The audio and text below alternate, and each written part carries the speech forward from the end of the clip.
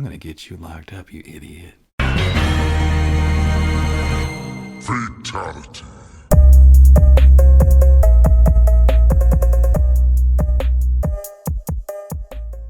Hey there, welcome back to round 41 of Wake Up 3. I'm your host, Molly. And I am your host, Cam. And together, we are a fighting game podcast from a couple who loves fighting games. That is right. And we like to start things off with a mix-up, as you may or may not know. And that's just a fun little game. So I am doing the mix-up this week. So a bit of a deja vu. We're doing almost like the same layout of episode twice. Yeah, once again, I've got a Tekken character I'll be talking about. That I don't know about, again. Somalia has no idea who I've been researching this week. Mm-hmm. And I have the mix-up, so here we go. Once again, I had a couple of tournaments to look to for mix-up inspiration this week. Over the weekend, there was Red Bull Kumite in New York. And then on the other side of the country in California was the SNK 2023 World Championship, which I think was in the same venue as the SF6 Capcom Cup. I think so, yeah. That is the tournament that I decided to base my mix-up on. So I've got just a short little gauntlet for you. Ooh. It's 3 questions, and you have multiple choice, so you get something to lean on here. Okay. 'Cause there's a lot of characters in KOF, so if I was going to have to name the teams of all the top 8 players or something like that, that would be hard. It would be. So I have 3 questions for you. Okay, what do we got? They pertain to the top 8, of course. Okay. Question number 1. These 2 characters were chosen the most times in the top 8 at 4 times each. Was it A, Yamazaki and Heidern, B, Blue Mary and Rio, or C, Geese and Isla? I'm going to go with Yamazaki and Heidern, the first one. It is C, Geese and Isla. Really? Yeah. Wow. Okay, that's crazy because I feel like I saw nothing but Heidern on my timeline this weekend. Heidern was chosen a couple of times. He was, yeah. I was seeing a lot of him for some reason. Huh. I That's don't know interesting. what it is, but I saw all of his clips. So yeah, it was actually Geese and Isla, each being chosen 4 times, which I thought was pretty cool as a Geese fan myself. Yeah, definitely. And it's kind of cool for Isla because she's a new character, so that's pretty cool to see a new character be so well represented in the very top. Yeah, for sure. I think she's a cool character. But... Yeah. Question number 2. This member of Team Orochi was only used in their awakened Orochi form. Was it Yashiro, Chris, or Shermie? Only used in their awakened form. Let's go with Chris. That is right. You want to give any background on why you chose Chris, or? Well, he's one of my favorite characters in King of Fighters, and I think both regular Chris and Orochi Chris are both a lot of fun, but they're drastically different from each other, where I feel like the other 2 characters, Orochi Shermie, and then Yashiro and Orochi Yashiro, I feel like they kind of they're more similar, you know what I mean? Mm-hmm. Like they really only vary in like special attacks. Chris's entire game plan changes, so I don't know what it is. I just figure I guess people are either doubling up on the other ones or just a lucky guess, I guess. Okay. Yeah, so Chris was the one member of the team that was only used in the Orochi form. Yashiro was used in both forms in the top 8, and Shermie was only used as a human. Okay. So... Interesting. I figured people used both forms of Yashiro. Okay. Yeah, I think he's really good. Yeah, he's good, and I feel like all of his normals are pretty much the same. It's just his specials that make him different, and both versions of him are really solid. All right, question number 3. So you're 1-1. DLC was represented 3 times across these 2 characters. Was it A, Gonitz and Sylvie Palapala, B, Shingo and Hinako, or C, Kim and Omega Rugal? I'm going to go with the second one. Shingo and Hinako. It was A. Gonitz and Sylvie Palapala. Oh, for real? It was. Man, so I didn't do so hot this mix-up here. No. Failed. Oh. Gonitz was used once, and Sylvie Palapala was used twice in the top 8. Cool. So that's pretty interesting. Yeah, that's cool. That's interesting. And that concludes my mix-up. So what did you think? I think that I am not very good at picking people when it comes to King of Fighters for who is good and who's not when it comes to like a super high level competitive tier. Yeah. That's kind of why I wanted to definitely do questions instead of just being like, hey, guess who's the top 8 characters? Yeah, I'm definitely at a level in King of Fighters where I just play who I think is cool and that's it. That's it. That's it. I do enjoy the game and I like the characters, but yeah. I was just glad to see Geese well represented. There was at least one Yamazaki up there too. I like him too. Well, cool. Yeah, we should definitely talk about SNK more because SNK is great. And for sure. I guess with that we can jump into our week. Yeah, let's do that. So, I think first on the docket we must address Molly has been redeemed in Killer Instinct. Yeah, I guess so. So not long after our last episode, Cam asked me, hey, do you wanna play Killer Instinct again? Like, it's still ready to go. It's still in the Super Nintendo. Yeah, still there. So still there right now even. He said, let's go in with some rules this time though. I think it was just first to 5. Is that all it was? First to 5, whoever we wanted. Okay. I guess with that parameter, I just excelled. Yeah, with some sort of number goal in mind, you just brought it. Once I played as Orchid, it was over. Yeah, that's mostly who you played. Yeah. You're good with her. We also played a whole lot of Street Fighter 6. We did. That's just about all we played. Yeah, I want to say. I don't know about you, but I played a little MK as well. We just played a little bit of MK too. Right, that's true. But even before that, like earlier in the week, I played some Baraka. But yeah, it's mostly been Street Fighter all week long. I'm going to preface that with, you're never going to guess the route that our Street Fighter 6 journeys have taken. Yeah, things have taken a turn this week. So we've been playing some different characters. I just kind of wanted to change it up a little bit. I've been kind of stuck in gold right now with my main character, Juri. And I have this idea, basically, where if I can get a couple other characters up to gold as well, I should be able to get more fundamentals down and get more of a general game plan. And then use all of that knowledge and then advance my Juri, I guess. So with that in mind, I just decided to start picking up some new people. And this all began by just opening up Street Fighter 6 to play each other. I go over to Jamie, my usual, and Cam also goes over to Jamie, and I laugh and say, are you being Jamie? And he says, yeah, I think I want to be Jamie. In this weird introspective tone. Where it's like, what's going on? This feels weird. So you play Jamie. Yeah.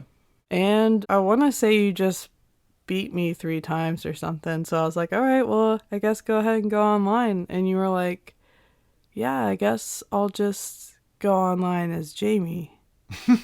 Yeah, and that's been happening a lot. It was just like so out of the blue. I was kind of blindsided. Yeah, and I've been having fun with Jamie, and I feel like it's a little natural.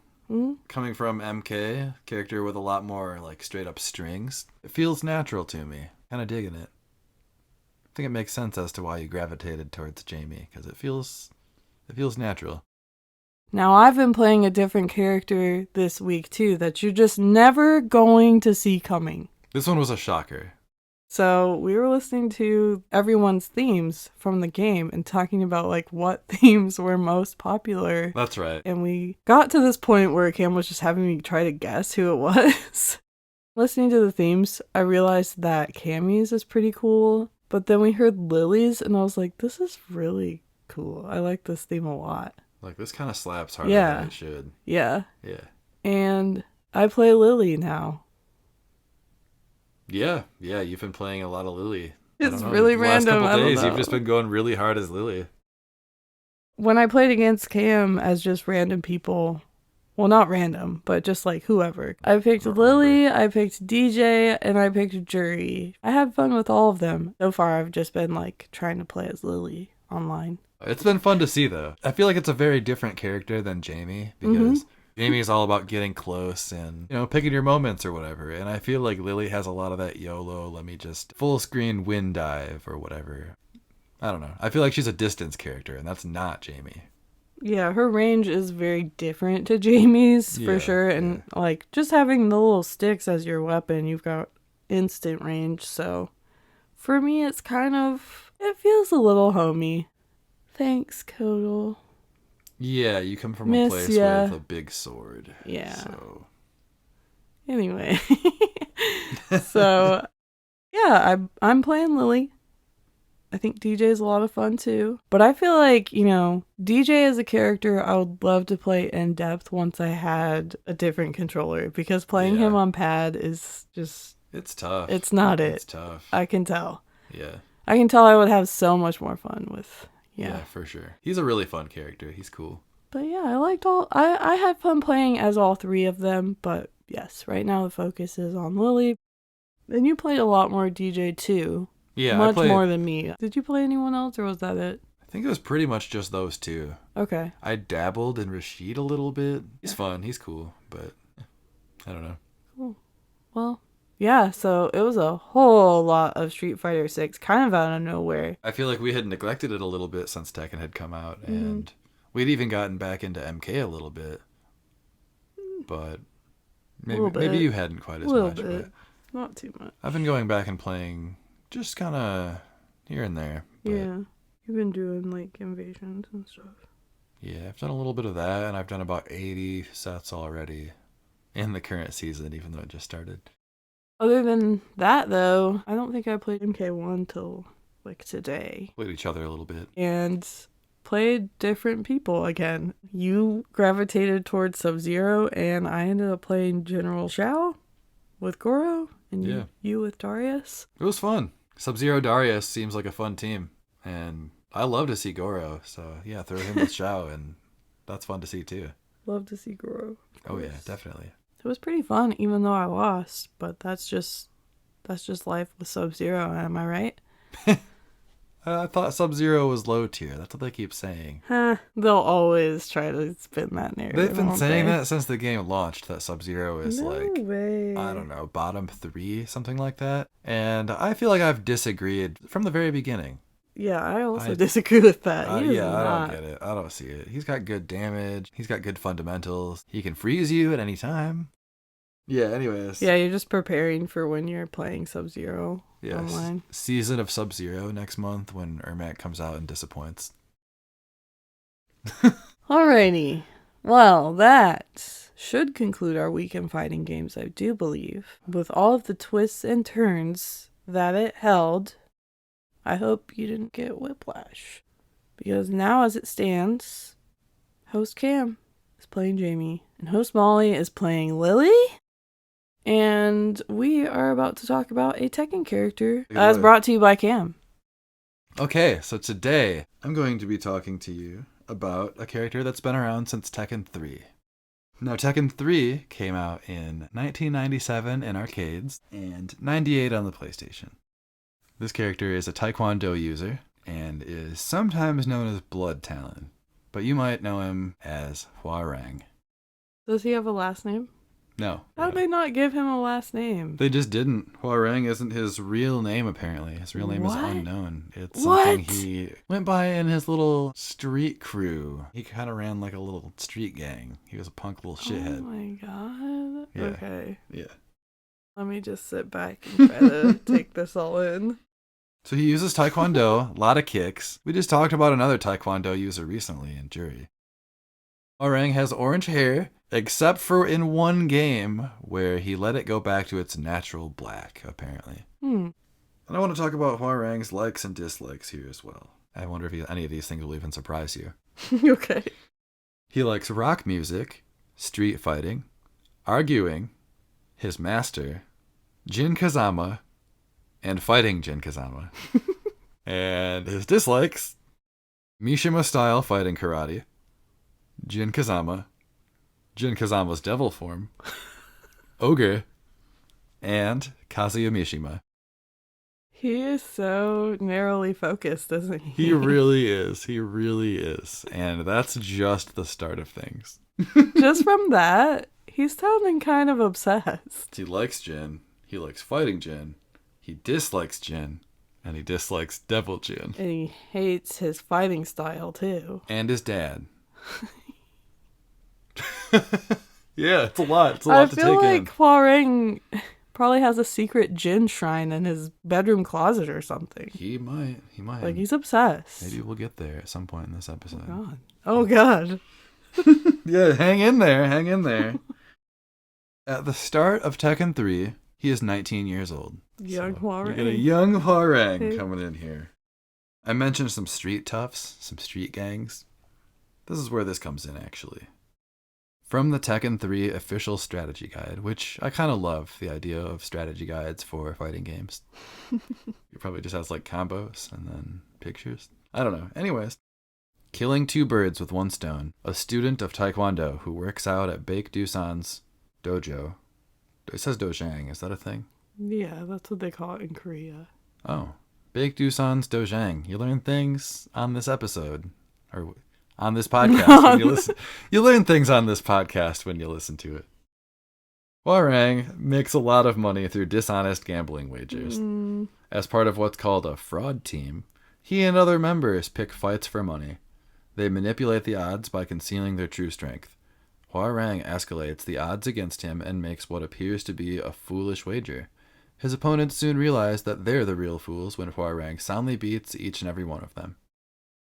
One day, members of the Mishima group come to town, among them Jin Kazama. HWOARANG talks them into his game and is matched against Jin. HWOARANG, embarrassingly, can only manage a draw. He hangs his head in disbelief at the first blemish in his perfect career. Sickened at the thought of having to tell his teacher Baek the bad news, HWOARANG vows to practice every day to guarantee that it would never happen again. Then, terrible news! Ogre claims Baek as yet another victim. HWOARANG now has a purpose in life. I guess he didn't before. Oh. He will participate in the tournament, beat Jin Kazama, and seek revenge against the god of fighting, Ogre.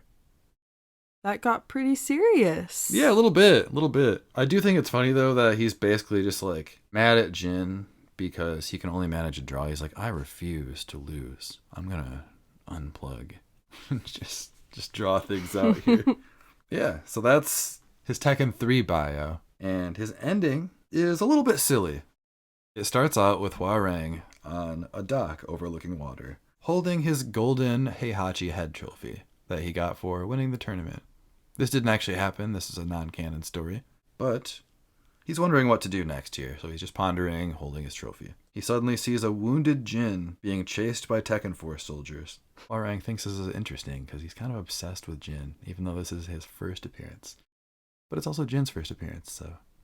Yeah, anyways, HWOARANG throws the golden trophy into the room of soldiers as a sort of distraction before jumping around, doing all of his kicks and all that fun stuff. It's that 1997 CGI, so you know it's that good stuff. And kind of protecting Jin because Jin's wounded, he's bleeding. Once all the soldiers are down, Jin looks at him before jumping through a window, and HWOARANG just kind of gives a little grin, and it fades to black. Weird. Yeah. Sounds like they're establishing some interesting tension. Yeah, I think so. There's some sort of weird tension between them. That's Tekken 3. Tekken 4, 2001 in the arcades, and 2002 on the PS2. I have another bio from the Tekken 4 strategy guide. HWOARANG was drafted into the military back in his homeland of Korea and was assigned to a special operations division. Although his successes in various missions were highly regarded, along with his prowess at Taekwondo and combat techniques, his penchant for disobeying rules and orders gave his senior officers more than a few headaches. Sound like HWOARANG. Yeah, it does. Loves to argue. Yeah, he sure does. He loves arguing. HWOARANG was uninterested in military life and felt a strange emptiness within him. He recalled longingly the days of hustling money in street fights and the rush he experienced from hand-to-hand combat. He often thought of one fight in particular, the fight against Jin Kazama. These longings could not be quelled by the military. That's literally what it says. This sounds like a crush. It does. It really does.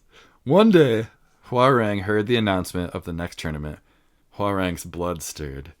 He would defeat Jin, Heihachi Mishima, and anyone else who dared to prevent him from claiming the Mishima Zaibatsu. What? Filled with excitement he hadn't felt in years, HWOARANG slipped out from the military base and headed for the tournament.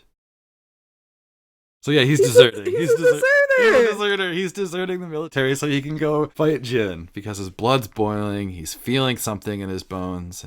He does his military duty and deserts.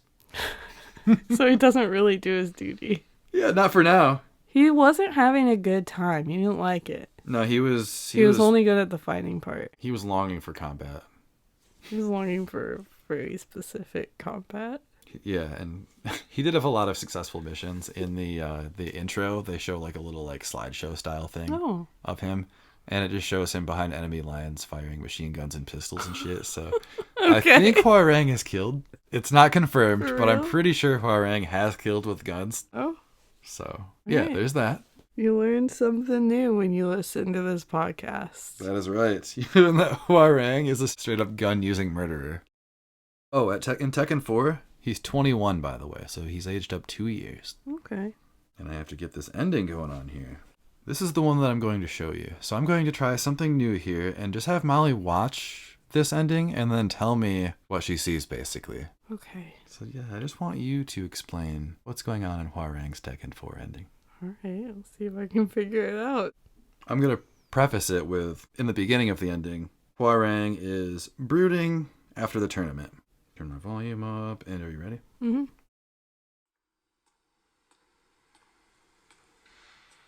You're finally here. So, what do you want? I never got to fight you at the tournament. I'll take you on right here, right now. There's no reason to fight. You ain't got one? Well, I do. I love that.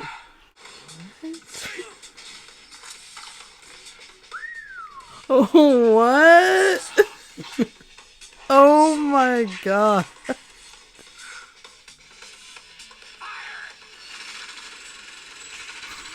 What the fuck?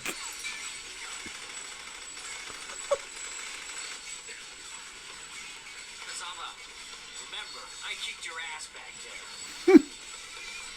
Hey, you listening?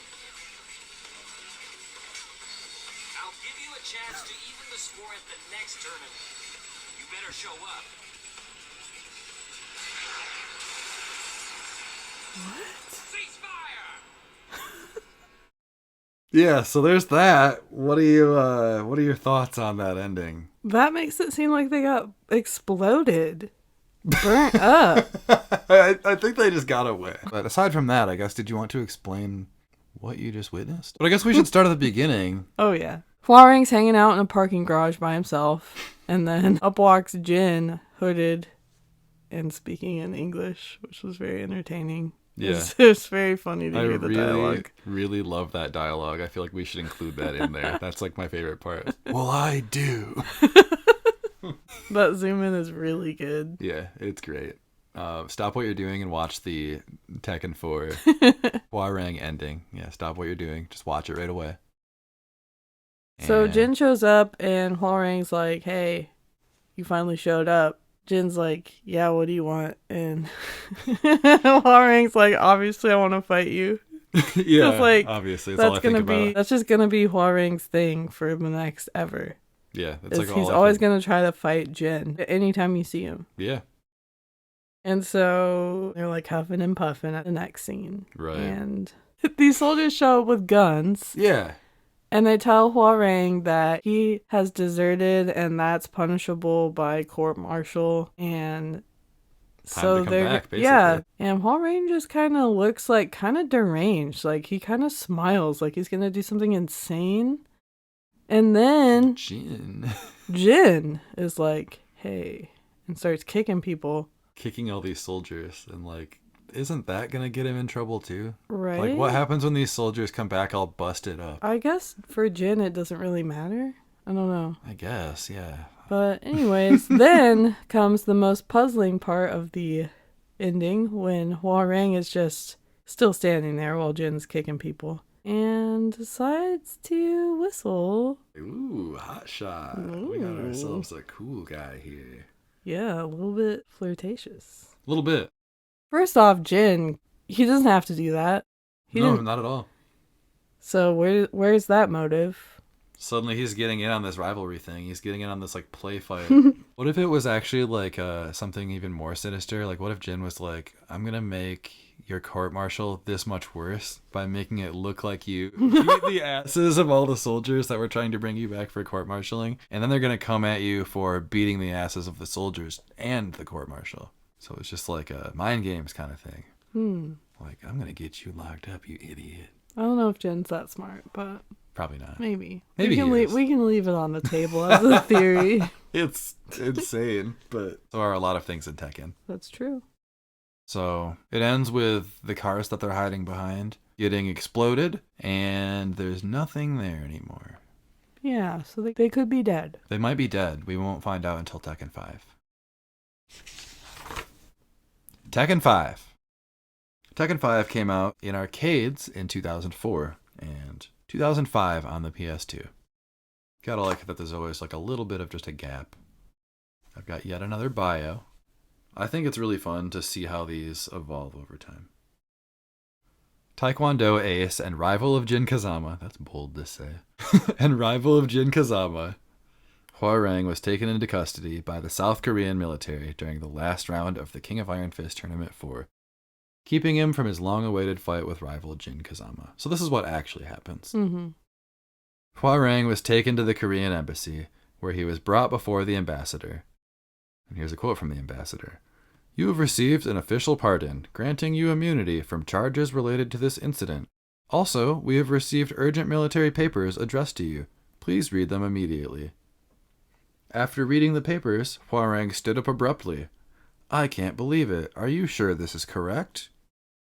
2 months later, HWOARANG finishes his military service.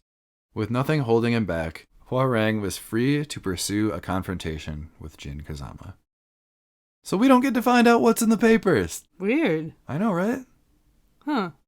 He seems outraged by it. He's like pissed Standing about it. up out of his chair like, no way. Are you serious? Can't be true. Yeah. So he just goes into good boy mode and finishes his 2 months of service. Gets out and he's ready to just chase down Jin, as usual. 3 games in and he's chasing down Jin. His ending is, I'm guessing it's pretty non-canon, because let's go over it here. HWOARANG is riding his motorcycle, weaving through traffic. "This sucks," he mutters to himself. Sounds like Jury's Street Fighter 6 intro. It felt, when I watched it, it felt very Bart Simpson. Okay. Like, this sucks. Eat my shorts. He says that under his breath to no one as he's just driving through all the traffic, swerving in and out of cars, not wearing a helmet, you know. Suddenly, he sees Devil Jin in the road ahead. HWOARANG does a power slide on his motorcycle to try to slow down and avoid colliding, which doesn't sound like something you would do with power sliding. No, it doesn't. Sounds like you're trying to smash into somebody, right? So he power slides his motorcycle towards Devil Jin, but instead of hitting him, Devil Jin uses his telekinetic powers to just explode the bike. Oh. Just blow it up in a gigantic explosion, All right. sending HWOARANG flying. And he lands on the ground pretty hard. He's like dizzy, confused. Maybe not confused, but he's like dizzied, kind of hurt. Gets back up though, and he's ready to fight. And then the scene ends with those two facing off in front of the burning motorcycle wreckage. You never get to see them fight each other. So, bummer, I guess. But yeah, he loses his motorcycle, gets exploded. Let's move on to Tekken 6. Is that it for Tekken 5? Yeah, that one really didn't have a whole lot going on in terms of Okay. like story relevance or like an actual ending. Yeah. So that's pretty much it. Tekken 6. This came out in 2007 in the arcade and 2009 on PS3 and Xbox. First time it hasn't been just a PlayStation exclusive. And I've got yet another strategy guide. This is the final strategy guide because they didn't print one for Tekken 7. HWOARANG succeeded in defeating Jin in the King of Iron Fist 5. However, in the next instant, the defeated Jin let out an inhuman roar and HWOARANG was thrown through the air by violent winds. This was the Devil Jin stuff that happened at the end. Truly, apparently. Sprouting black wings, Jin stood before him, looking just like a devil. Extremely outmatched, HWOARANG was prepared for death as he lost consciousness. When he awoke, he was in a hospital bed. After hearing about what happened from Baek-do-san, his mentor, HWOARANG pushed away the nurse and quickly rushed to his teacher, begging for more training. After he left the hospital, HWOARANG trained with more vigor than ever before. Intent on defeating his former rival, he left for the King of Iron Fist Tournament 6. And his ending here, I can only describe as non-canon AF. Okay. Basically, he defeats Azazel single-handedly in his ending. And after defeating Azazel, HWOARANG grabs the glowing purple orb from Azazel's chest, similar to what Raven did. Mm-hmm. It begins taking control of him, making its way up his arm, and turning him purple, and kind of making it look like he had like devil fangs. It was giving him some sort of devil aesthetic. HWOARANG regains control and throws the orb to the ground, stomping on it and shattering it like glass. I'm not like you, HWOARANG says aloud to no one. And yeah, he's definitely talking about Jin, right? So that's it. That's it. He just almost gets taken control of, and then he smashes an orb. Tekken 7. 2015 arcade release. In 2017, it came out on PS4, Xbox One, and PC. This time the bio comes from the official website. A young man studying Taekwondo under the guidance of Baek-do-san. While rather short-fused, he knows no equal in street fighting. He has immersed himself in training with his master ever since losing a fight to Jin, whom he considers his rival.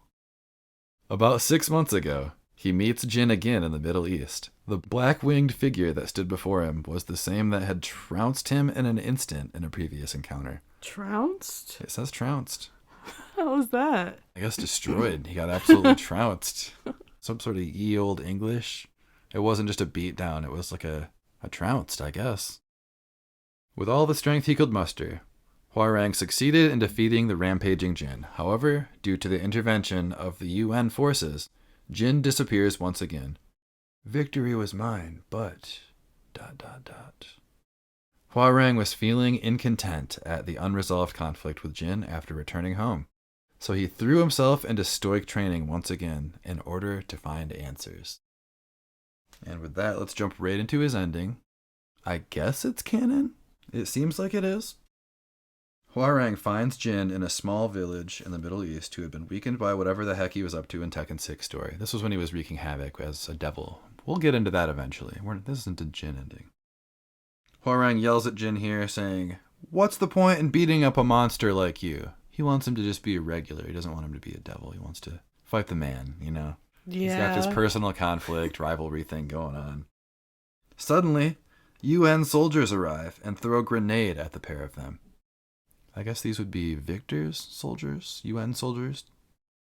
HWOARANG acts like a hero and grabs Jin, pulling him away from the grenade blast. Suddenly, HWOARANG clutches his eye before collapsing to the ground. And this is why he has an eye patch in Tekken 7. Wow. Yeah. Just from his Tekken 7 story ending? Yeah, just from saving Jin. Wow. Yeah. It's serious. Yeah. So he had an eye injury. As of Tekken 8, 2024, his eye's all healed up. He's good to go. And he's also 1 year older. He's finally 22 years old. He was 21 from Tekken 4 all the way until now. Tekken 8 starts out with more training. Just lots more training. He's still training to beat Jin, waiting for the next tournament to happen. During the Tekken 8 story, which we've covered, see our Tekken 8 story episodes, we see HWOARANG challenge Jin during the tournament and lose. This is where he just kind of jumps in the cage and he's like, "It can't wait. Let's settle our beef right now." And then he loses. He also fights alongside the heroes against Devil Kazuya in the Colosseum. So he does, I guess, something useful in the story. He tries. He tries. You can't really fight Devil Kazuya one-on-one when you're just a normal dude. Not unless you're Lars. Also, apparently in the ending, where it's just showing people living happily and doing their thing, you see HWOARANG riding his motorcycle through New York City. Oh. So that's his happiness, just biking. All right. Let's talk about his ending a little bit for Tekken 8. Disappointed that he was never able to officially fight Jin in the tournament, HWOARANG rides his motorcycle somewhere. It doesn't really show where he's going. Suddenly, Jin speeds past him on a motorcycle of his own. HWOARANG speeds up. He actually smirks at first. He's like, wait, what are you doing here? His eyes widen, and then they narrow. He smirks, speeds up, and then I can only describe this as fighting like Road Rash, if you've ever played those games. We'll just imagine motorcyclers that are punching and kicking at each other from their motorcycles while riding down the street. Mm-hmm. The two of them have a little kick fight from their bikes, and that's where it ends. It just ends with them fighting from their motorcycles. Well, does it just show them doing that into the sunset or something? Pretty much. It ends up like they're riding towards the camera and it just like flashes through and then it ends on an empty road. Okay. But I like you. And I like to argue. And fight. HWOARANG is a complicated guy. HWOARANG's pretty extra. You don't really get any background on him other than the fact that he needs to be in Street Fighter.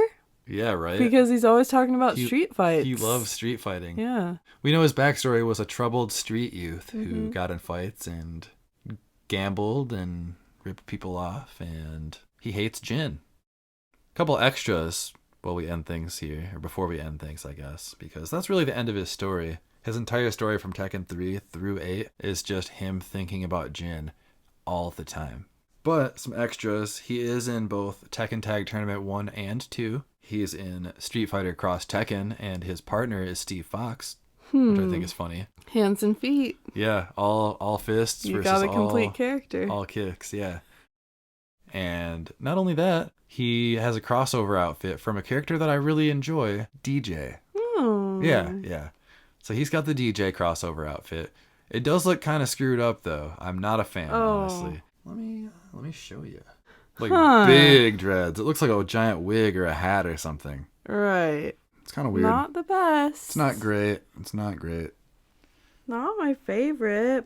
That's his appearance in Street Fighter Cross Tekken anyways. He's also in Tekken Revolution as an unlockable character. You can't play that game anymore, I don't think, so it doesn't matter. He's in Tekken Bloodline, the Netflix anime series. It's got 1 season. It's pretty cool. In it, he fights Jin. He hates Jin. He's constantly angry at Jin. It's a lot like the HWOARANG that you all know and love. And then, I guess last but not least, he's in King of Fighters All-Stars, a mobile game where you unlock people. And yeah, there you go. That's the history of HWOARANG.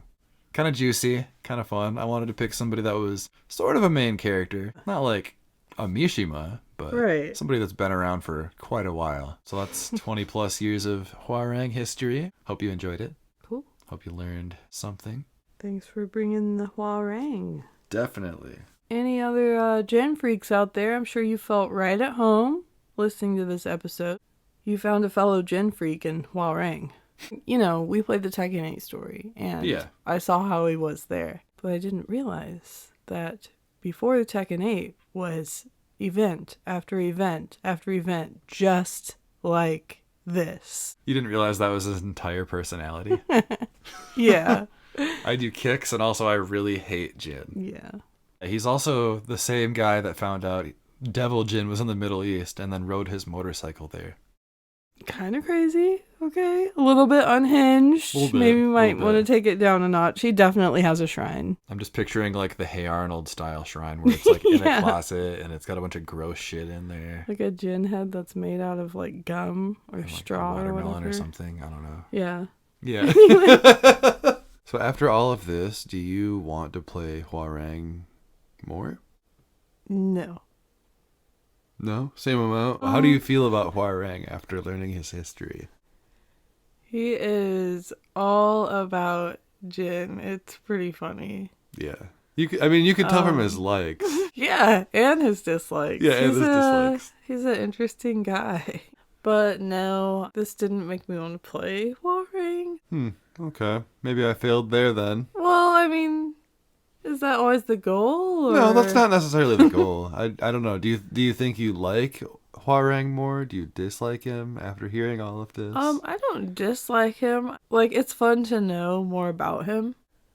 So I guess there's that. Like, it's just fun to have the knowledge. I definitely get that. I get that. Is he my favorite character? No.